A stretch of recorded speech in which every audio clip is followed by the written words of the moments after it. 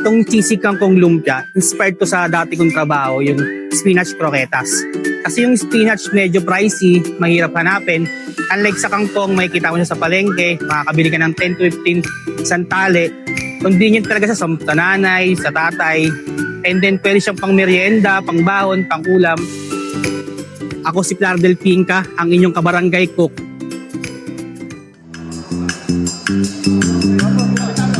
Mga kabarangay, tikman na ninyo ang aking cheesy kangkong lumpia na siguradong masarap sa umagaan at merienda.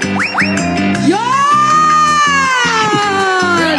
Kasama po natin ang mag-asawang si Kuya Del Pinca at Lady Pinca. Talaga naman napakahusay. Hi, good morning, Kuya. Good morning po. Good morning, Ate Lady. Good morning po.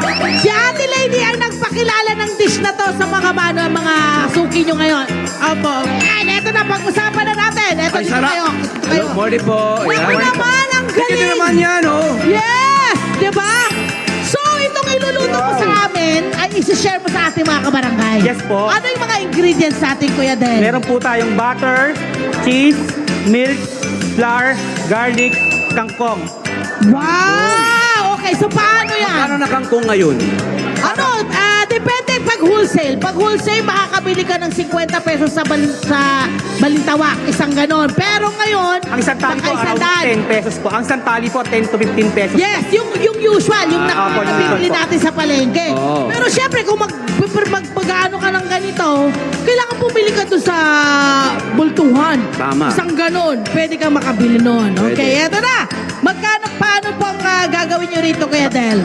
Sasalang po natin ito sa kumukulong tubig. Eto na, Dito yung pala tayo, pinahihimay-himay dito tayo, Ate Lady. sinatad na kangkong. Yes! Ang kailangan ng dahon, ano eh? Sinama nyo rin tangkay? Wala eh, Wala, ano? puro dahon lang eh. Oo. Wala namang problema. Ang ganda ng kangkong nyo ah. Mukhang meron na kayong supplier, Kuya Del. Meron na po. Oo, dinadala na lang sa inyo. Opo. Sa isang gawaan nyo po ng inyong cheesy kangkong lumpia,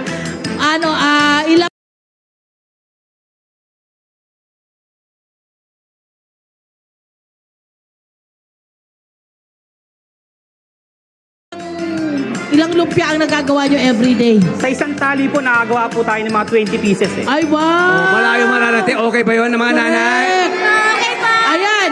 Supply-lunch lang po yung ating Baka kangkong. bulaklak pwedeng gawin. Papakuluan ba yan na, Kuya Del? Opo, ng mga 20 to 30 seconds po. 20 to 30 seconds, okay? Para lang medyo lumambot yung ating dahon, Opo. Miss Lady. Siyempre, Miss Lady, alam mo yan. Oo. Si Sir Del kasi, Oo. dati siyang cook. Obvious naman, di ba? Kaya, Sa husay. alam niya yung mga lutuan ng mga bagay-bagay. Alam niyo maganda dito mga nanay, yung mga 'di ba, ang pagkangkong ginagawa natin inaadobo lang natin. Correct, Sige, correct. gawin natin adobo, pagkangkong chips, 'di ba? Oo. Pwede naman. Pero pwedeng mas restaurant quality ang Correct. ating ulam, 'di ba? Ayan. May keso. Ano ba isusunod nyo dyan, Kuya? Lumpia. Ay, Isisok po natin sa ang taray, di ba? Isusok sa malamig na tubig na may yelo. Yeah. Para may stop. Para Ano ang matigil. purpose niyan? Para alam ng ating mga kabarangay. Para may stop po yung cooking process niya. Yes, para matigil ang cooking Para matigil process. daw yung cooking process. Ayan, okay. And then, pagkatapos yan, Kuya Del, ano po yung susunod nyo dyan? Ipigain po natin siya pag malamig na. Oho. Squeeze po natin. Squeeze. Oh, nakikita ba mga nanay? Nanonood ba mga nanay? Yes. Nanonood ba? Pakita nga kung nanonood. Ito yung gusto ko ikaano yung gusto ko malaman mula sa iyo, Ate Lady. Kailan ka nagdesisyon na ipakita sa mga viewer mo sa internet yung yung dish na to? Actually po yung dish niya, sariling recipe niya po yan. Then Oo. sa page niya rin po yun, Oo. pinalabas po. Ako Oo. nag-share lang po ako kasi since mas marami po yung followers ko sa kanya, mas Oo. dumami po yung nakakita. Tulungan pala Opo. ito. Pero sa kanya pa rin ang galing yung idea. Then siya din nag-upload sa page niya. Na by the way, naka 2.9 million na ba to Yes. na views? Itong ginawa niyo. Ang gusto ko malaman dito, Kuya Del, sa inyong dalawa, ano sa palagay nyo ang meron sa inyong content, sa inyong niluluto, kung bakit ito'y umaabot ng milyon-milyon na views? Anong meron? Ano po parang makakakuha po ng idea na tipid, pero Yan. masustansya po. Kasi po, kangkong po ang gamit mo. So yun ang kailangan natin ngayon. Ang makatipid. Makatipid. Ang makatipid.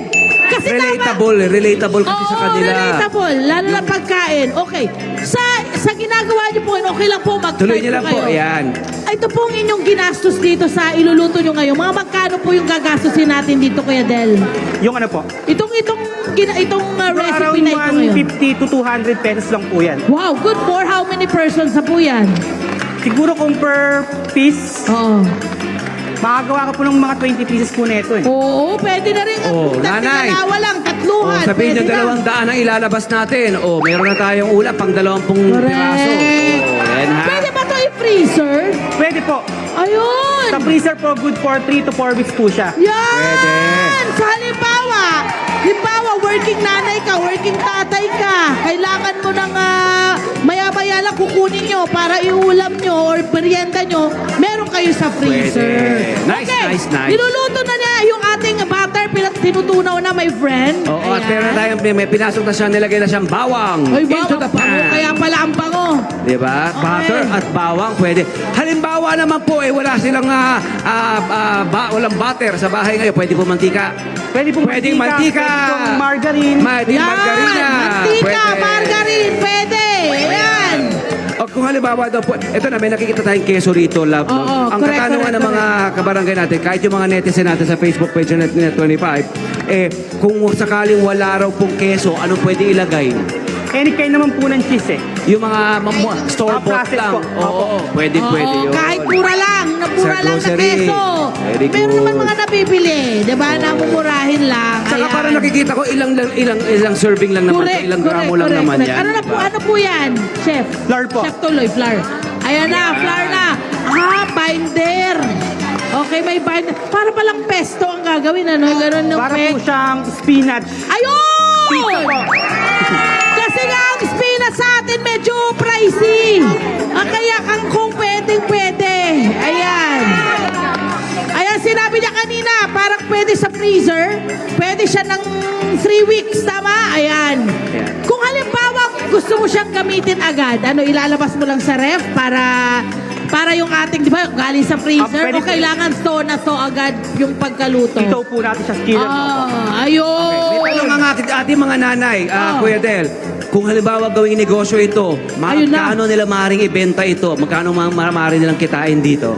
Ma'am, sir. Ate lady. Kapag per piece po, pwede po siya sa 10 pesos. Okay. Pero yung quality naman tsaka yung lasa, talagang hindi tinipid. Oo. Yes. Wait, Pwede ang 10. pero wait ha, mura Posible. na yung 10 pesos kasi Tapos keso. healthy pa. Healthy pa siya. Yes! Doon tayo sa healthy pa. Okay, Kangkong, kunyari, diba? ayan, naluto na. Paano na po natin yan gagawin? Ako na bahala dyan, Kuya Del. Dito ka na para magawa mo na yung kailangan natin. Yan.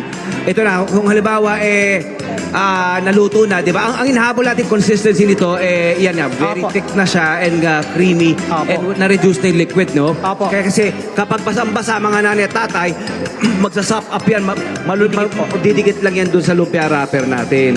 Di ba? Or malalabusaw. Sige, Kuya Del, ano ba? Ito may mga technique ba kayo pwede i-share para magandang seal, pagkakasil nito, selyado, di ba?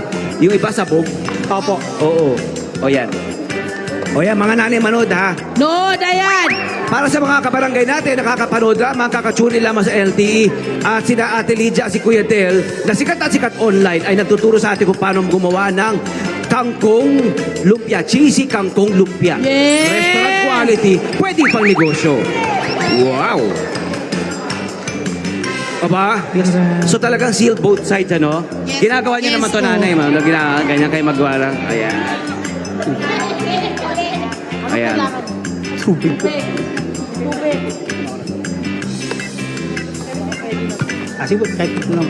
Tapos yun, tubig lang, silver tubig. Yung iba, di ba, parang itlog, di ba? Opo. Pwede po. Pero okay na sa atin ang tubig, huwag na mag-itlog. No? Pwede naman. Pwede. Natigas na yun. Oo. Ito mga lumpia wrapper natin, nabibili natin ito sa palengke, di ba? Meron naman sa grocery din, yung mga mas fino, di ba? Mas maayos ang edges. Pero okay din sa palengke. Tulungan na natin yung mga gumagawa nito sa palengke. Kung halimbawa, ngayon, pagpalagay natin po, ito na po, nakailan ng piraso sila, Kuya Del. Ayan na. Ito na yung ating piniprito. Tamang mantika, tamang temperature lang na mantika ang kailangan. Kailangan mahina lang. Yung saktong init lang po. Kasi pag mahina po, sisip-sipin lang po siya ng I-absorb lang nung lumpia wrapper. wrapper. Opo. Yes. At ito po yung magiging finished product niyan. Kung sakasakali.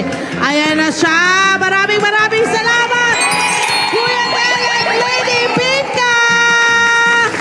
Hello po mga Kanet 25! Si Kuya Tony Pet po ito mula sa Love, Tony Pet and Everything. For more Love, Tony Pet and Everything updates, just click on our subscribe button and follow us on our Net25 social media pages at Net25 TV and at Net25 Entertainment Facebook.